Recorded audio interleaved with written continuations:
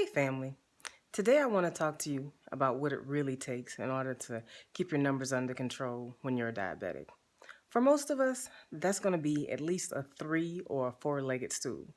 And by those legs, I mean diet, exercise, stress management, and taking your medication. Some of us are more fortunate than others. We are able to do it with diet, exercise, and stress management, and we don't require medicine. But for most of us, for many of us rather, it does require all four. So that means just because you're hitting on one of your legs doesn't mean that you can just disregard the other. So if you're hitting well on your diet and your exercise, that don't mean that you can just stop taking your medicine and start freestyling and think that your numbers are going to be okay. Don't ask me how I know. I did it.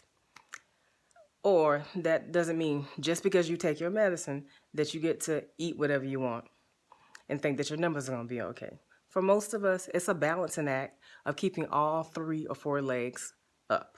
So if you're only doing 2 of your legs, then you're probably falling down. Your numbers are not exactly where you want them to be. And if you need 4 legs and you're only doing 3, then your numbers are not quite at the mark, but they're almost there. And if you're doing all 4 legs, then hopefully your numbers are under control. But it doesn't mean if your numbers get out of control, it doesn't mean that you're doing anything wrong if you're not doing all 4 legs. It just means that you need to do better next time. It's not something wrong with us. It's not our fault. We are diabetic. And these are just the things that we have to do in order to keep our numbers under control. So that's the message for today. I hope that this helps someone. And I'll talk to you later. Thanks for listening.